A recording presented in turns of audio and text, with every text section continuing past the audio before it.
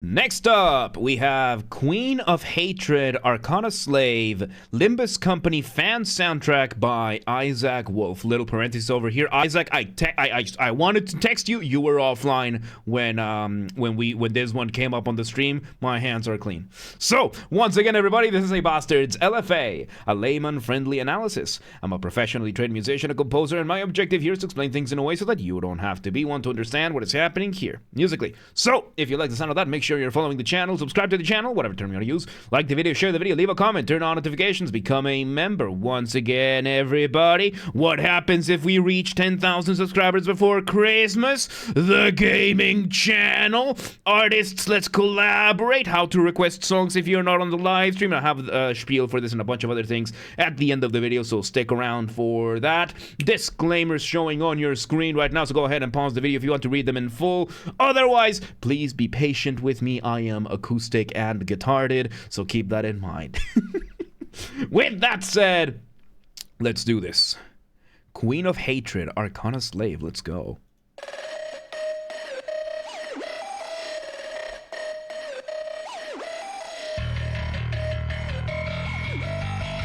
Okay, so we start with this one synth giving us our initial riff, I believe, or motif, either or. I think this could be a motif as well. Motif being the smallest version of your musical idea, the essence from which everything else comes from. Now, when it comes to Isaak, he makes songs. So first, let's actually break down the difference between a riff and a motif. A riff is going to be a motif that you then put through what is called an ostinato, which means you're just repeating it over and over again, and then you play it on either a guitar or a bass or a keyboard / synth, that kind of thing, you know, in the context of nowadays bands kind of thing. Then we are having the concept of song, right? Song versus instrumental / track / piece, right? So a song is going to have a more defined, easy to define structure. You're gonna have your intros, your verses, your choruses kind of thing, whereas instrumentals, tracks, or pieces are going to be a lot more intricate because you have to look at the individual melodies and how these are going different, right? So we're having this right now. Then we had the bass coming in, giving us our initial bass line. Let's see how this goes. You look like a big toe. Oh, thank you. So let's see where this goes. Everybody. Oh! Oh! Okay, so now we have this little moment of the vocal sample doing what is called rhythmic displacement. You know, we have this little moment of mostly silent with this vocal sample pushing back the start of the riff itself, and we are now bringing in a guitar. You know, we're bringing the guitar riff, doing kind of a doubling, like doing a between the bass line and a riff on its own. We are still having the synth giving us that really, really cool motif. Right now it is as a motif, and it's probably going to become accompaniment after that. So let's see where this goes.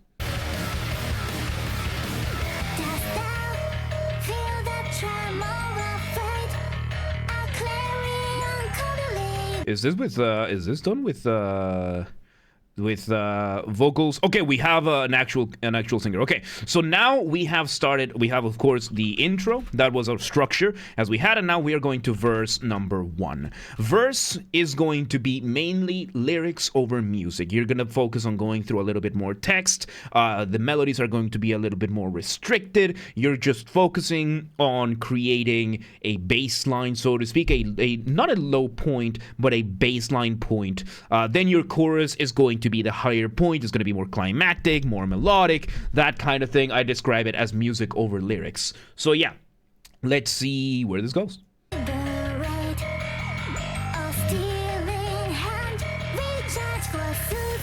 I like the melody that the vocalist is doing right now. Ooh, the drums doing this nice. Okay, so now we bring in the drums doing what is called a polyrhythm. A polyrhythm, which of course is just rhythm against rhythm. Usually you're gonna have something like this happen where you can hear the synth, the first synth still doing that ostinato, and it's clashing very much against what the drums are doing, but it's that clash that makes it even sound even better. Of course, the simplest polyrhythm that exists is the 3 versus 2, in which you have 1 or 2 versus 3, however you want to put it, right? So you have one note, let's say we have C, and we're having that one playing 2s, so it's playing in any specific, in the specific beat that I have, it's playing 2 notes, right? 1, 2, 1, 2, 1, 2. And then we're gonna have G up here playing 3. 3 notes during that same beat. 1, 2, 3, 1, 2, 3, 1, 2, 3, 1, 2, 3. And when you play them both together,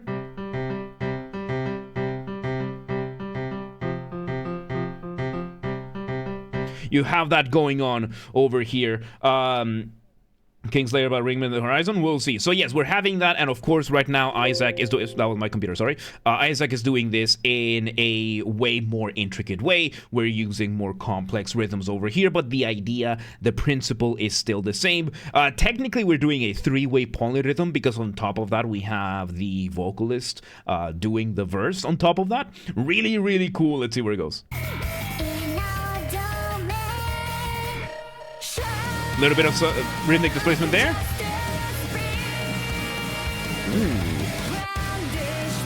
Ooh.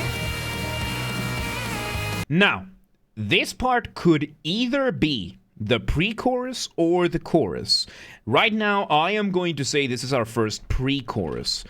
Pre-chorus is going to be not as climactic as the chorus, but it is going to be that middle section between the verse and the chorus. So it's not quite as high as the chorus. It's not quite as low energy-wise, and you do need that low and high energy, relatively speaking. Intensity. Let's put it in intensity because energy is pretty much consistent. Intensity. So we're having that low intensity verse, relatively speaking, the high intensity chorus, and right now we're having this nice middle ground. We're having a change in the guitars and the drums and everything. So let's see where this goes. Oh no! No, this is the chorus.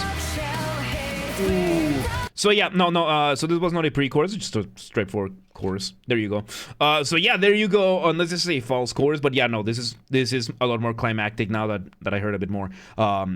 Yeah, and we're having the guitars doing still those polyrhythms, that rhythmic displacement, a different riff going with this, very contrasting to what we had in the verse, which is ideally what you want, right? Like you want your verse and your chorus to have quite a bit of contrast, so that there is that very evident difference in energy and intensity. Let's see where it goes.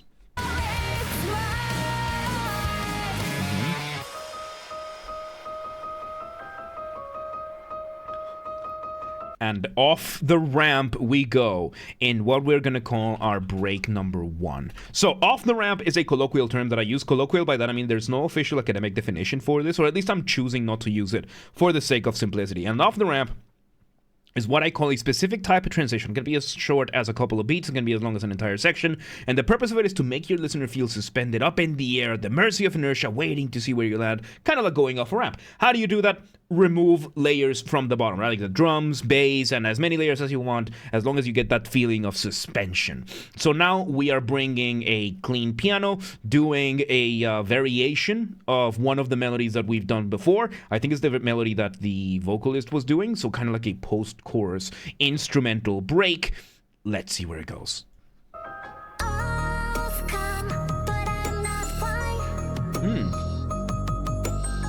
So yeah, we're now doing a reduction over here. So the break ended up being just a couple of measures. So I'm gonna not count it as a break. I'm just gonna say we're going straight to verse number 2.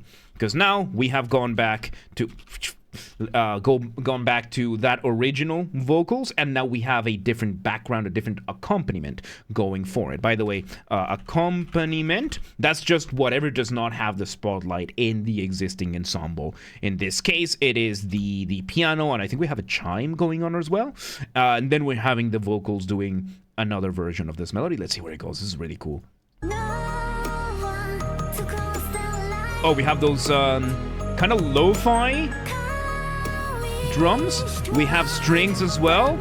We have that. We have those violins in the background. I think it's like violins and cellos giving us that counter melody going ascending, while this one is kind of going descending. A really, really cool contrast. And again, when you bring in orchestral strings like violins, violas, that kind of stuff, yeah, it always gives it that sense of like classy to the song. So this is really, really cool. Let's see where it goes. So we're escalating the melody and the vocals. Bringing it back down. Oh, little break over here. Back with the original. The original riff is back with a little variation there with the thing a little bit. And I am the chosen one. Oh.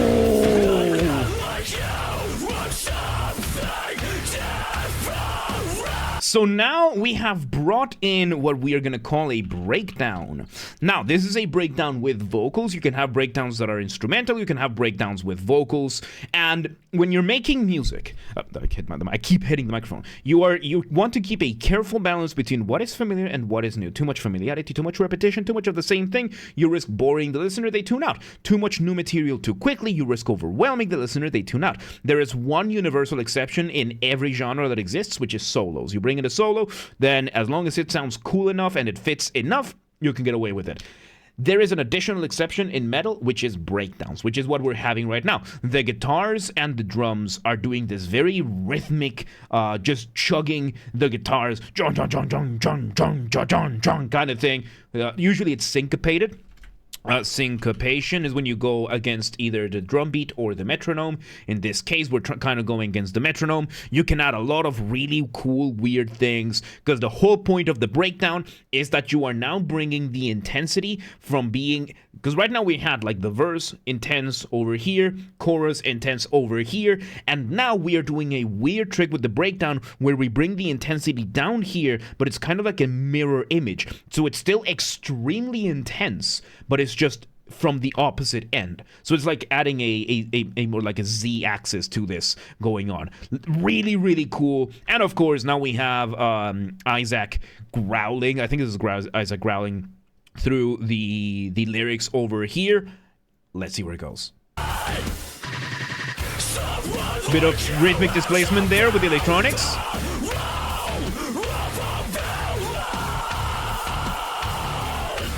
Oh, really cool. And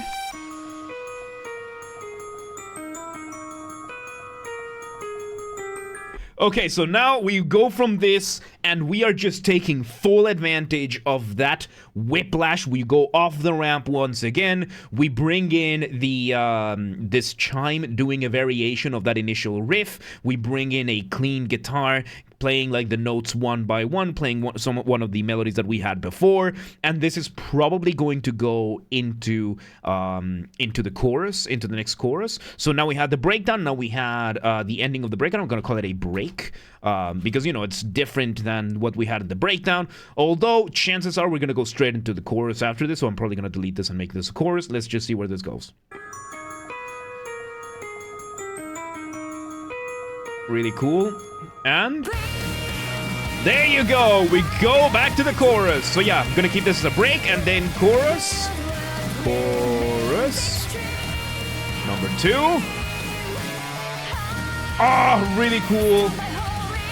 Very, like, there's some variation here, mainly in the accompaniment. The voice here, it's a really, really good voice. Well, what's her name? Miyami Moka. Really, really cool voice. I don't know if this is a real person or a what's it called, or a Vocaloid.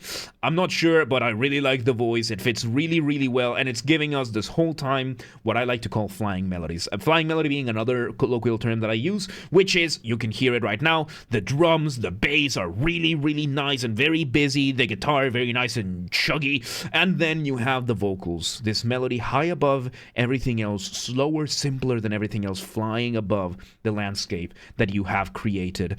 There's two additional examples that I always give for flying melodies. One of them is the song Roxanne from the musical Moulin Rouge.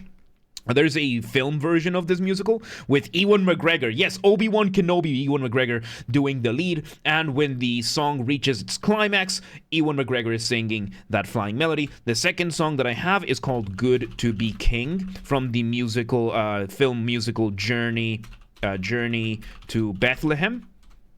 Bethlehem. There you go. Bethlehem, which is sung by Antonio Banderas. Absolutely brilliant. Like, if you want to see a villain introduction to the level of like old Disney, Good to Be King is a brilliant one, and the chorus of this song is a flying melody. There are other examples, of course, and I know that Isaak employs this a lot because flying melodies are simply beautiful, especially when you have a female vocalist or the female range vocalist. They can go very, very high, so it's really, really, really good to accentuate and just completely enjoy and make the most out of beautiful voices like that. So yeah, let's see where this goes. Hidden, welcome to, how you doing? Little bit of extra. And I like how the riff in the guitar partially parallels the melody that we're getting from the vocalist. Every once in a while, we're getting what is called a doubling from the melody in the guitar to the melody in the vocalist.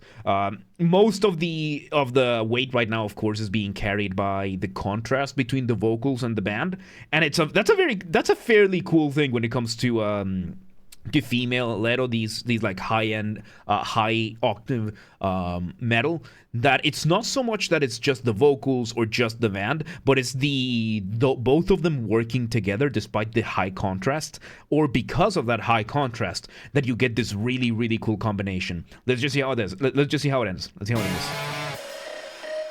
Let me go back a few seconds, and we end the chorus, and we go back to the initial keyboard from the start. We play it one more time. We let it echo out, and there you go. We have a very quick outro. And there you go. Very, very straightforward. Very, very nice and straightforward intro verse, chorus verse. Instead of the second chorus, we do a breakdown, we do a quick break, a chorus and outro, and surprisingly straightforward. Very straightforward. That's not surprising because it's Isaak. I know that he knows what he's doing, and he knows what he wants, and he knows how to make the most out of these very straightforward structures. And there you go. There you have it. That was Queen of Hatred, Arcana Slave from a Limbus Company fan soundtrack by Isaak Wolf.